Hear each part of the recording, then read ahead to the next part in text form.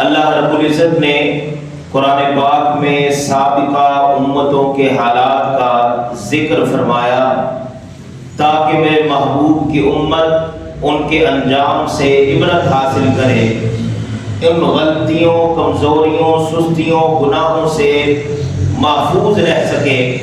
اللہ رب العزت نے قرآن پاک میں عبرت کے لیے ایسے واقعات کا ذکر کثرت کے ساتھ کیا کہ وہ کون سے جرم تھے، وہ کون سی نافرمانیاں تھی، سبب کیا بنا کہ اللہ رب العزت نے انہیں صفحہ ہستی سے مٹا دیا۔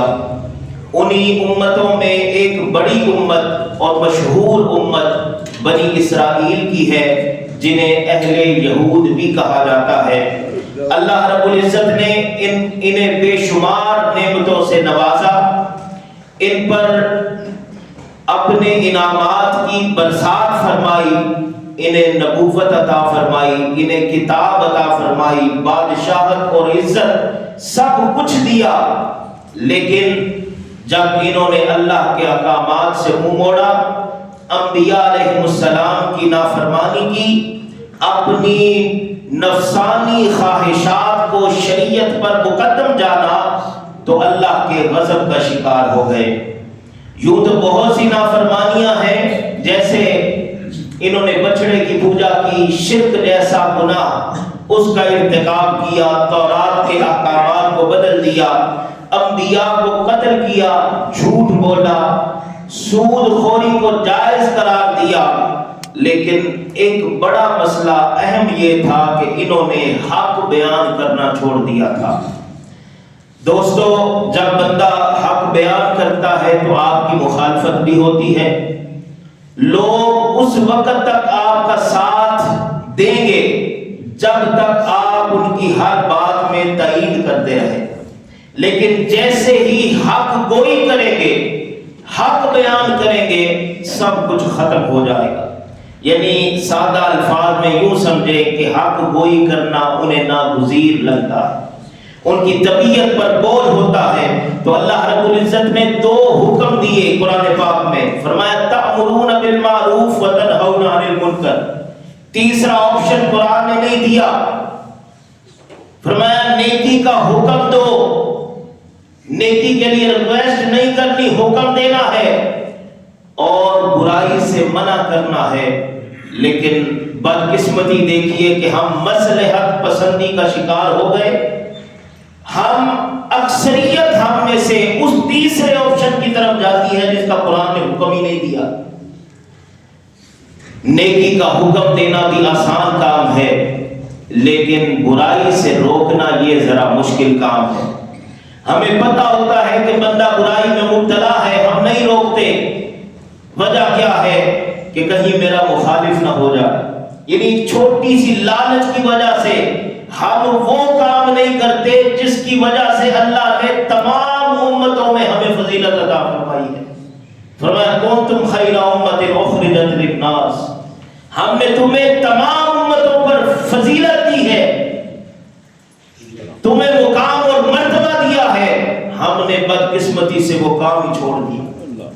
بعض اوقات ہم حق گوئی کرنا ہمارے لیے اتنا آسان ہوتا ہے کہ جو ہمارے سامنے ہے، جس کو ہم برائی سے نکالنا چاہتے ہیں، اس کے ساتھ ہمارا احترام والا رشتہ ہے، وہ ہمارا ماتحت بھی ہوتا ہے، اس کو بات کرنا آسان ہوتا ہے، لیکن اس کے باوجود ہم اپنی زندگی کو ایسا مرتب کر لیا ہے کہ ہر وقت جی حضوری میں وقت گزارنا ہے، ہر وقت لوگ یہ کہیں یہ اس کی بھی تعریف کرتا ہے، اس کی بھی تعریف کرتا ہے، سب کو اچھا ہی جانتا ہے، لوگوں کی گڈ بک میں اپنا نام لکھوانا چاہتے ہیں، اس لیے ہم حق بیان نہیں کرتے۔ دوستو، کیا آپ جانتے ہیں کہ ہمارے بچوں میں غلطیاں کیوں بڑھ جاتی ہیں؟ وجہ یہ ہے کہ جب وقت ہوتا ہے منع کرنے کا، اس وقت ہم منع نہیں کرتے۔ والدین کا جو عملی کردار ہونا چاہیے تربیت کا، ہم وہ ادا نہیں کرتے، اس لیے غلطی کو وقت پر سدھارنا یہ بہت ضروری عمل ہے، یہ ہر ایک کے لیے ضروری ہے۔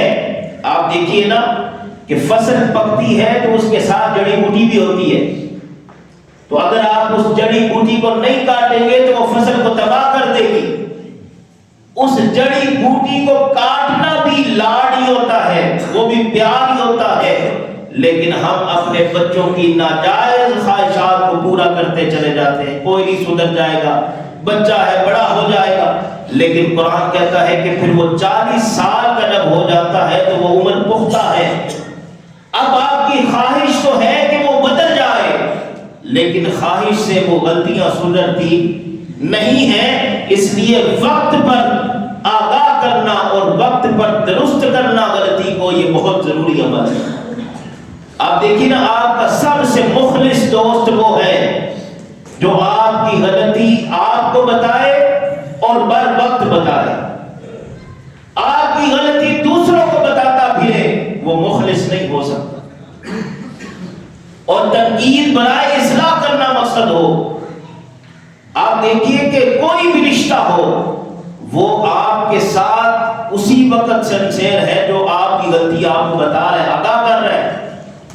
آپ امام اور مقتدی کا رشتہ ہی کیوں نہ ہو، اب امام بھی غلطیوں سے پاک تو نہیں ہوتا، اس سے بھی کوئی بھول چوک ہو سکتی ہے، لیکن آپ اس کی غلطی اسے نہ بتائیں، دوسروں کو بتاتے پھریں، تو اس کا نقصان یہ ہوگا کہ وہ اپنی غلطی سدھار نہیں سکتا اور دوسرا آپ گناہ کے مرتکب ہو رہے۔ اس لیے ہر ایک کو وقت پر آگاہ کرنا ضروری ہے۔ اب دیکھیے نا، حق کوئی جو بیان کرتے تھے وہ لوگ اب مثال کے طور پر ہم پیش کرتے ہیں۔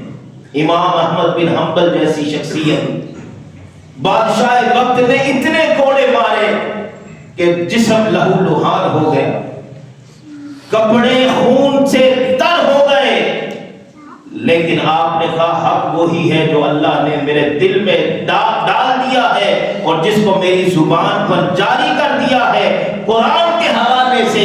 جو موقف بادشاہ وقت کا ہے وہ غلط ہے، حق وہی ہے جسے امام احمد بن حنبل بیان کر رہے ہیں۔ امام اعظم ابو حنیفہ ان کا جنازہ جیل سے نکلا، لیکن حق میں وقت کی تائید نہیں کی ناحق باتوں میں۔ اس لیے حق کو بیان کرنا، ہم اپنوں کے ساتھ لاڈ میں پیار میں وقت پر انہیں حق بات نہیں کہتے، انہیں سمجھاتے نہیں ہیں، تو اس سے کیا ہو رہا ہے کہ تباہی و بربادی ہو رہی ہے، معاشرہ تباہی کے دہانے پر آ کے کھڑا ہو گیا ہے۔ اس لیے دوستو، سمجھانا ضروری ہے اور سمجھانے کا بھی انداز ایسا خوبصورت ہونا چاہیے، لہجہ اتنا شستہ اور بہترین ہونا چاہیے، اور درد دل کے ساتھ دوسرے کی تذلیل کرنا مقصد نہ ہو، اور دعا کریں اے اللہ میرے ان جملوں میں تاثیر پیدا کر اور میرے بھائی کو راہ راست پر لے۔ بنی اسرائیل کا جرم کیا تھا؟ لوگوں سنیے گا ذرا توجہ۔ فرمایا وَلَا تَلْبِسُوا الْحَقَّ بِالْبَاطِلِ وَتَكْتُمُوا الْحَقَّ وَأَنْتُمْ تَعْلَمُونَ۔ فرمایا ایک تو یہ حق کو باطل کے ساتھ ملا دیتے ہیں، وَتَكْتُمُوا الْحَقَّ وَأَنْتُمْ تَعْلَمُونَ، اور حق جانتے ہوئے بھی اسے ماننے سے انکار کرتے ہیں، اسے چھپا لیتے ہیں۔ یہ بنی اسرائیل کا جرم تھا، اور نبی رحمت صلی اللہ علیہ وآلہ وسلم نے فرمایا جب کسی سے کوئی بات پوچھی گئی اور وہ جانتا تھا کہ حق کیا ہے، یعنی شہادت اس کے پاس موجود تھی، وہ حق بیان کر سکتا تھا لیکن اس نے چھپا لیا، فرمایا روز قیامت اللہ اس کے منہ میں آگ کی لگام ڈال دے گا۔ فرمایا اب تم نہیں بول سکتے، کیوں؟ اس لیے کہ جب حق بولنے کا وقت تھا اس وقت تم نے چھپایا، جب تمہارے بولنے کی وجہ سے کسی کی زندگی بچ سکتی تھی اس وقت تم نے چھپایا، کسی کی ساری زندگی کی جمع پونجی بچ سکتی تھی، مظلوموں کی مدد ہو سکتی تھی، ظالموں کو کٹہرے میں لایا جا سکتا تھا، اس وقت تم نے حق چھپایا۔ آج تمہارے منہ میں آگ کی لگام ڈال دی ہے تاکہ تم بول نہ سکو۔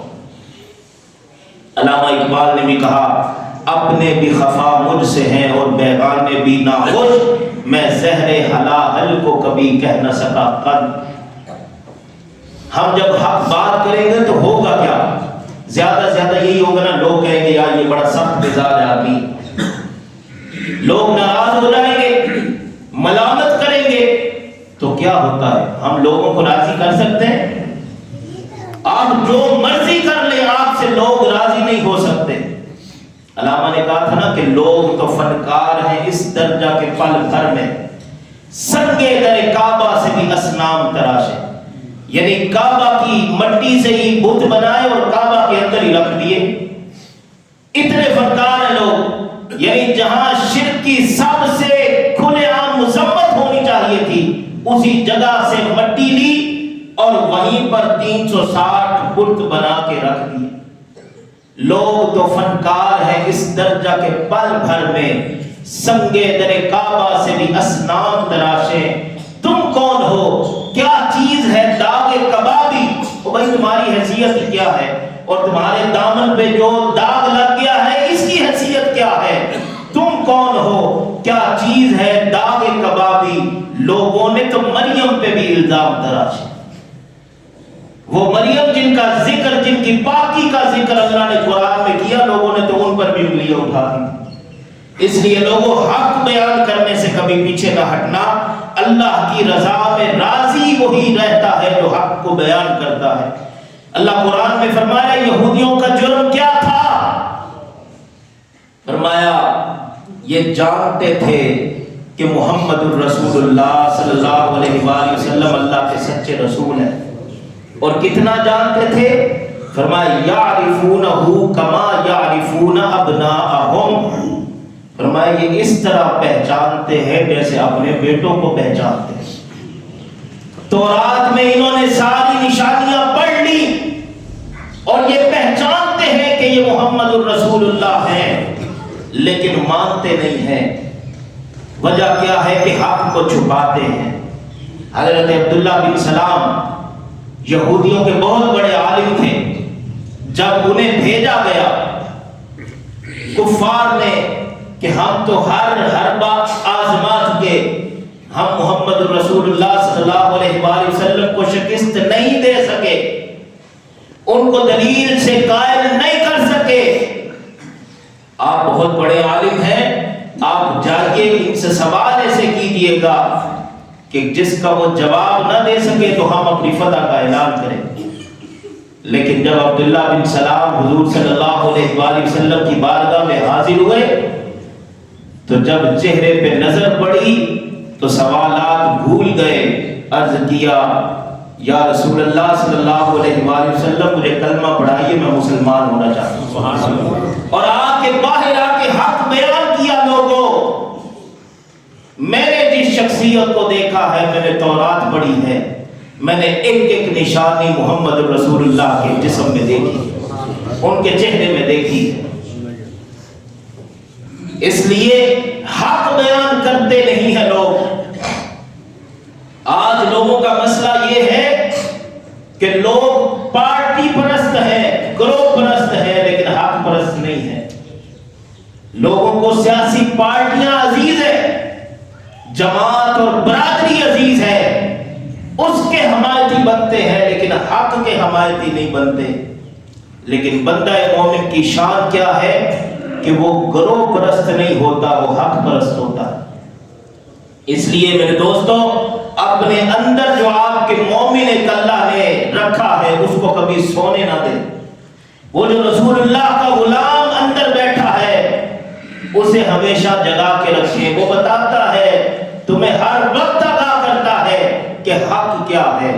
جب وہ بتاتا ہے، اطلاع کرتا ہے، تو پھر حق کو چھپانا نہیں چاہیے بلکہ حق کو بیان کرنا چاہیے۔ اس لیے اپنے ضمیر کی عدالت میں سرخرو ہوں تاکہ کل کو رب کی عدالت میں ہم سرخرو ہو جائیں۔ آپ دیکھیں نا، مختلف شعبوں سے تعلق رکھتے ہیں لوگ، کبھی اپنے آپ کو دیکھیں تو صحیح کہ میں نے 25 سال 30 سال سرکار کی نوکری کی ہے، کیا میں نے اس نوکری کا حق بھی ادا کیا ہے کہ صرف تعلقات ہی بنائے ہیں؟ آج وکیل اور ڈاکٹر اور معاشرے کا ہر وہ فرد سوچے کہ مجھے جو منصب اور عہدہ ملا تھا کیا میں نے اس کا حق بھی ادا کیا ہے؟ آج کا پیر اور مولوی بھی سوچے کہ جو منبر میں عطا فرمایا گیا کیا اس کا حق بھی ادا کیا؟ لوگوں نے ہاتھ بھی چومے، پاؤں میں نذرانے بھی پھینکے، اور پھر ہماری نسلوں کا بھی احترام کیا کہ یہ ہماری شیخ کی اولاد ہے. تو اس کے بدلے میں ہم نے دین کو کیا دیا؟ اس لیے سیدنا عمر فاروق رضی اللہ تعالیٰ عنہ فرمایا کرتے تھے لوگوں آج اپنا حساب کر لو، کل حساب دینا بڑا مشکل ہو جائے. آج جو اپنے ضمیر کی عدالت میں سرخرو ہو جائے گا انشاءاللہ وہ روز قیامت اللہ کی عدالت میں بھی سرخرو ہو جائے گا. ہمارا تو حال یہ ہے کہ ہمارے بچے نوجوان وہ جذبہ رکھتے ہیں حق گوئی کا، حق کہنے کا. وہ جذبہ کہاں سے آیا؟ کیونکہ جب وہ پیدا ہوئے تھے تو ان کے کانوں میں اذان دی گئی کہ اللہ ہی سب سے بڑا ہے، محمد الرسول اللہ صلی اللہ علیہ وآلہ وسلم اللہ کے سچے رسول ہیں. وہ جذبہ اسی وقت منتقل ہو گیا تھا، وہ سچائی اس کے اندر اسی وقت آ گئی تھی. لیکن ہم خود آج بزدلی سکھاتے ہیں اپنے بچوں کو. نہیں بیٹا دیکھنا ہے ہم نے ہوا کا رخ کس طرف، گراؤنڈ ریالٹی دیکھنی ہے. ہم نے یہ دیکھنا ہے کہ لوگ کیا کہتے ہیں. ہمارا کاروبار ٹھیک چل رہا ہے، ہمارا ادارہ، ہماری دکان، ہمارا دفتر ٹھیک چل رہا ہے، ہمیں لوگوں سے کچھ غرض نہیں. اس کا نقصان کیا ہوا کہ ظلم و جبر بڑھ گیا، ہر طرف اندھیرا ہی اندھیرا نظر آتا ہے. آؤ دوستوں میں قرآن پڑھ کے سناتا ہوں جو اہل ایمان ہوتے ہیں، جو اہل حق ہوتے ہیں، اللہ انہیں کس انعام سے نوازتا ہے. سورہ بقرہ آیت نمبر 257 اللہ ولی الذین آمنوا یخرجہم من الظلمات الی النور. فرمایا اہل حق جو ہوتے ہیں اللہ خود ان کا کارساز بن جاتا اور پھر انہیں ملتا کیا ہے؟ فرمایا اللہ انہیں اندھیروں سے نکال کر روشنی کی طرف لے آتا. اور دوسری طرف فرمایا جو شیطان کے ساتھی بنے، جو جنہوں نے رحمان سے دشمنی کی، فرمایا شیطان انہیں روشنی سے نکال کر اندھیرے کی طرف لے جاتا اور وہ اندھیرا انہیں جہنم تک پہنچا دیتا ہے. ہم فیہا خالدون، اور فرمایا ہمیشہ اسی میں رہتے ہیں، اسی میں رہیں گے. آپ دیکھیے نا انبیاء علیہ السلام کو قتل کیوں کیا گیا؟ حالانکہ ان کی دعوت جو تھی وہ بالکل خالص تھی، کوئی دنیاوی مقصد نہیں تھا، اس کے باوجود انہیں قتل کیا گیا. حضرت لوط علیہ السلام کس گناہ سے روکتے تھے؟ وہ گناہ ہم جنس پرستی تھا. قرآن پاک نے خود بیان کیا کہ میرے محبوب یہ اس عادت میں کیوں مبتلا ہو گئے کہ ایک طرف رب رحمان ہے اور دوسری طرف شیطان کا رستہ ہے. یہ جانتے ہیں کیوں ایسا ہوا؟ قرآن نے اس کا بھی جواب دیا. فرمایا ارأیت من اتخذ الہہ ہواہ، اے میرے محبوب کیا تو دیکھتا نہیں کہ جنہوں نے اپنے نفس کو ہی اپنا معبود بنا لیا. اور رسول پاک صلی اللہ علیہ وآلہ وسلم نے فرمایا آسمان کے نیچے اللہ کے سوا پوجے جانے والے جتنے معبود ہیں ان سب میں سنگین ترین معبود وہ ہے کہ جنہوں نے اپنے نفس کی خواہش کو اپنا خدا بنا لیا، اپنا معبود بنا لیا. اسی لیے تو انبیاء کی دعوت کو چھوڑ دیا لوگوں نے. ابراہیم علیہ السلام بلاتے رہے کفر و شرک کا رستہ نہ اختیار کرنا، کہ پنکھے چلاتے سر، لیکن لوگوں نے انکار کیا، حق کو نہیں مانا اور اپنے نفس کی خواہش کی پیروی کی. رسول رحمت صلی اللہ علیہ وآلہ وسلم بتاتے رہے کہ لوگوں بندگی کے لائق صرف اللہ کی ذات ہے، برادری کے نام پر کوئی چھوٹا بڑا نہیں ہوتا. اگر کوئی اللہ کے ہاں عزت والا ہے تو وہ تقوی کی بنیاد پر ہے، لیکن لوگوں نے برادریوں کو عزیز جانا اور اس وجہ سے حق کی مخالفت کرتے رہے. رسول اللہ کی دعوت کو جھٹلا دیا انہوں نے۔